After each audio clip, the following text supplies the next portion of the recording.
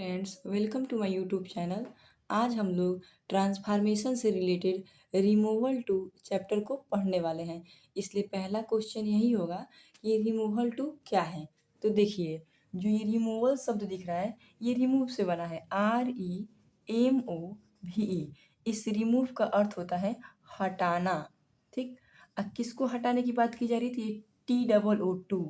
इस पार्ट में हम लोग को इस टू को हटाना है, लेकिन ध्यान रखिएगा कि केवल इस टू को हटाना है, अर्थात इसको इसे साफ नहीं करना है, बल्कि टू इस प्रकार हट जाए कि जो दिया हुआ सेंटेंस होगा उस सेंटेंस का अर्थ भी ना चेंज हो और टू हट भी जाए। तो हम लोग पिछली क्लास में पढ़ चुके हैं कि ट्रांसफॉर्मेशन क्या कहलाता है। इस चैप्टर में हमको यही करना है कि TOO को हटा भी देना है और सेंटेंस का अर्थ भी नहीं बदलना चाहिए। ठीक। तो देखा जाए इसको। तो देखिए, तो जो ये रिमूवल टू चैप्टर था ये किस शब्द से बना है? रिमूव से। रिमूव का मतलब होता है हटाना। अब किसको हटाने की बात की जा रही है? तो टू को। तो ये TOO जो होता है इसका दो अर्थ होता है। एक टू का मतलब भी होता है, इसी टू का मतलब बहुत भी होता है। टू मतलब भी होता है और टू मतलब बहुत भी होता है।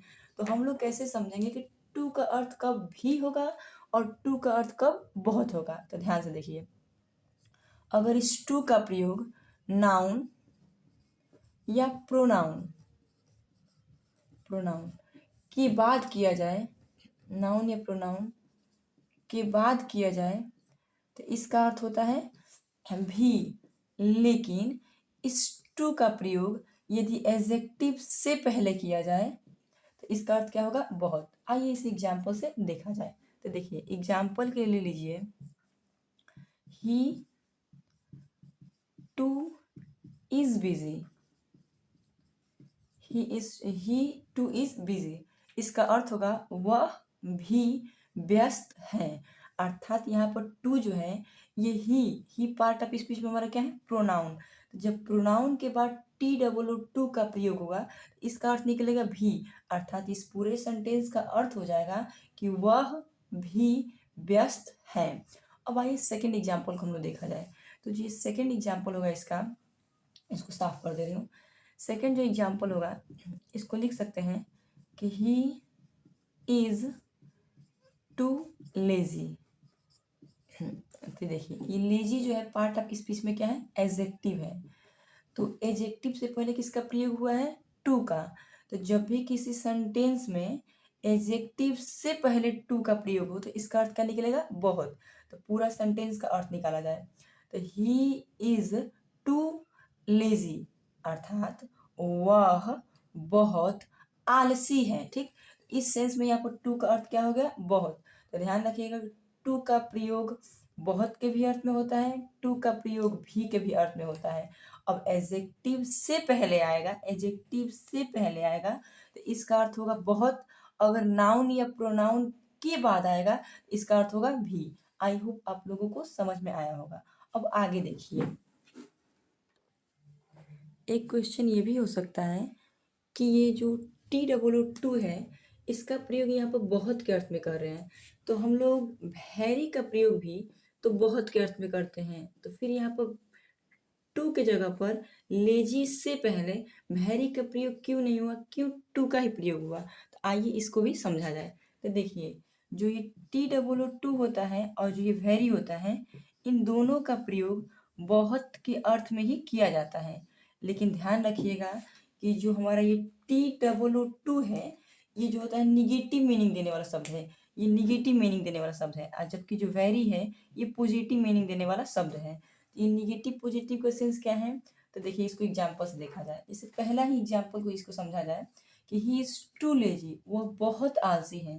तो लेजी अपने आप में एक निगेटिव मीनिंग देने वाला शब्द है। तो जब निगेटिव मीनिंग देने वाला शब्द रहेगा तो इसके पहले टू लगाएंगे, टू। लेकिन यही कोई पॉजिटिव देने शब्द होता है, कोई पॉजिटिव शब्द, जैसे कि example, he is very honest. He is very honest, वो बहुत ईमानदार है। तो ये जो ऑनेस्ट है पार्ट ऑफ स्पीच में एडजेक्टिव है, और ये जो एडजेक्टिव है वो पॉजिटिव मीनिंग देने वाला एडजेक्टिव है, इसलिए इससे पहले वेरी का प्रयोग करेंगे। आई होप आप लोगों को समझ में आया हो। ये हम लोग ये समझ गए कि ये जो बहुत है इस बहुत के लिए दो मीनिंग का प्रयोग किया जाता है, दो वर्ड्स का प्रयोग किया जाता है। एक है टू जिसका प्रयोग निगेटिव सेंस में कर रहे हैं, एक है वेरी जिसका प्रयोग पॉजिटिव सेंस में कर रहे हैं। ठीक उसी प्रकार जो ये भी है, इस भी के लिए भी दो शब्दों का प्रयोग करते हैं। एक होता है आल्सो और एक होता है TOO। लेकिन ध्यान रखिएगा, जिस तरह इस बहुत के अर्थ के लिए टू और वेरी का प्रयोग किया गया और दोनों का प्रयोग अलग अलग सेंस में अर्थात निगेटिव पॉजिटिव देख करके किया जा रहा है, लेकिन ये जो यहाँ पर शब्द है ये टू और आल्सो जो कि भी के अर्थ में प्रयोग हो रहे हैं, इनका प्रयोग इंटरचेंजेबल होता है। इंटरचेंजेबल का अर्थ ये है, देखिए आप लिख दे रहे हैं INTER चेंज CHANGEABLE।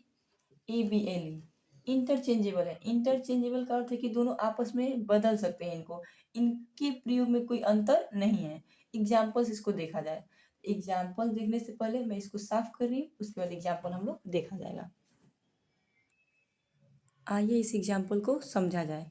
तो देखिए लिखा गया है कि cotton is grown in India also. इसका अर्थ होगा कपास भारत में भी उपजाया जाता है। ठीक, तो यहाँ पर जो ये आल्सो है तो हम लोग पता है कि आल्सो का अर्थ भी होता है, तो यहाँ पर ये इसका अर्थ क्या हो गया भी। ठीक उसी प्रकार यहाँ पर टू का प्रयोग हुआ है, तो हम लोग जानते हैं कि इस TOO का प्रयोग दो सेंस में होता है, एक बहुत और एक भी के सेंस में। लेकिन अभी स्ट्रक्चर बताएगा कि कब इसका सेंस बहुत जाएगा और कब इसका सेंस भी जाएगा। तो देखिए ये जो इंडिया है वो पार्ट ऑफ स्पीच में क्या है, नाउन। तो जब भी किसी सेंटेंस में नाउन नाउन या प्रोनाउन के बाद TOO का प्रयोग होगा तो यह इसका अर्थ क्या निकलेगा, भी। यानी कि यहाँ पर भी टू का अर्थ क्या निकला, भी। तो कहने का सेंस ये है कि इस टू के जगह पर हम आल्सो का भी प्रयोग कर सकते हैं और ये दोनों हमारा सेंटेंस क्या है वो सही है, अर्थात टू और आल्सो आपस में इंटरचेंजेबल है, ये दोनों ही वाक्य सही है। अब आगे हम लोग इसका रूल स्टार्ट किया जाए। देखिए हमारा पहला रूल यही है कि अगर कोई क्वेश्चन TOO के स्ट्रक्चर पर आधारित हो तो उसका रिमूवल टू का मतलब होता है इस टू को हटाने के लिए हम इस टू को इस और सो में बदल देंगे और इस टू को डैट में बदल देंगे।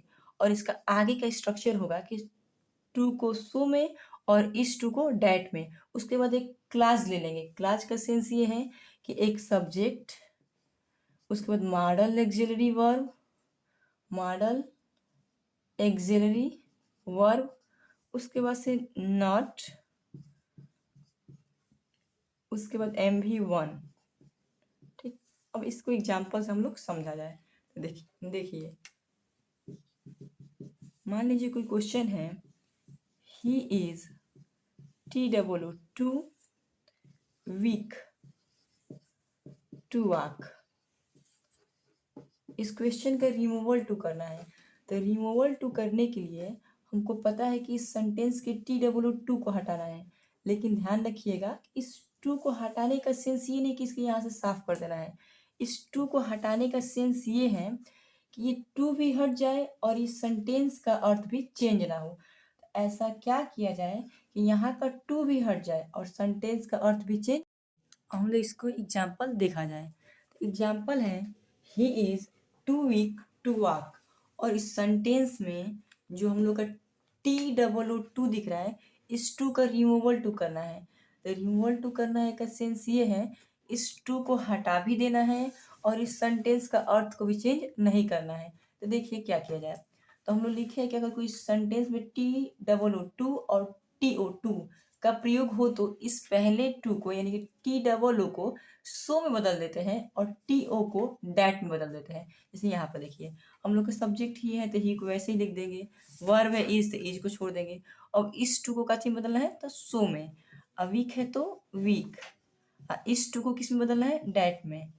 उसके बाद हम लोग का डैट तक तो हो गया। उसके बाद स्ट्रक्चर में हम लोग का सब्जेक्ट दिया है तो सब्जेक्ट को लिखेंगे। तो देखिए सब्जेक्ट हमारा क्या है ही, तो यहाँ पर ही लिख देंगे। अब एक चीज़ और ध्यान दीजिएगा कि यहाँ पर हम लोग सब्जेक्ट ही लिख दिया है इसके अकॉर्डिंग, लेकिन अगर यहाँ पर कोई नाउन रहता जैसे कि मोहन रहता, राम रहता, श्याम रहता, कुछ भी रहता, तो डायरेक्ट हम उसी सब्जेक्ट को नहीं ला सकते। जब भी कोई सेंटेंस में नाउन देगा तो उस नाउन के बदले में जो आने वाला प्रोनाउन है उसका प्रयोग यहाँ पर किया जाता है। तो जैसे राम देता है तो राम के लिए ही लेते हैं, सीता देता है तो सीता के लिए यहाँ पर सी लेते हैं। तो जब भी यहाँ पर सब्जेक्ट लेंगे वो प्रोनाउन ही लेंगे। उसके बाद से हम लोग का मॉडल ऑक्सिलरी वर्ब का प्रयोग करना है। तो मॉडल ऑक्सिलरी वर्ब 13 होते हैं, तो 13 में से किसी एक का अर्थ के अकॉर्डिंग प्रयोग होता है। लेकिन ज़्यादातर जो ये रिमूवल टू है इसमें 4 ठो मॉडल ऑक्सिलरी वर्ब में से किसी एक का प्रयोग कर सकते हैं तो परफेक्ट बन जाता है। जैसे कैन, कुड, विल और शैल, यानी उसका पास्ट टेंस लेकर के कर सकते हैं। तो देखिए यहाँ पर ध्यान रखिएगा कि ज़्यादातर जो ये रिमूवल टू होते हैं उसमें कैन या कुड का ही प्रयोग करके सेंटेंस को बना दिया जाता है। तो अगर प्रेजेंट में रहेगा तो कैन का प्रयोग करते हैं, और यदि पास्ट में रहेगा, यहाँ पर लिख दे रहे हैं, अब पास्ट में रहेगा तो कुड का प्रयोग करते हैं। तो देखिए यहाँ पर हम लोग का सेंटेंस किस चीज़ में है, प्रेजेंट में है, तो हम लोग लिख देंगे कैन। और उसके बाद से हम लोग लिखे नॉट। तो देखिए इस नॉट का प्रयोग क्यों होगा, तो जो ये टू है इस टू को हटा रहे हैं, इसीलिए यहाँ पर नॉट का प्रयोग कर रहे हैं। क्योंकि जो ये टू है ये पार्ट ऑफ स्पीच में एडवर्ब है और ये निगेटिव मीनिंग देने वाला एडवर्ब है, इसीलिए यहाँ पर हम लोग नॉट का प्रयोग कर देंगे। द कैन नॉट, और यहाँ पर वाक जो दिया है उसको वाक लिख देंगे।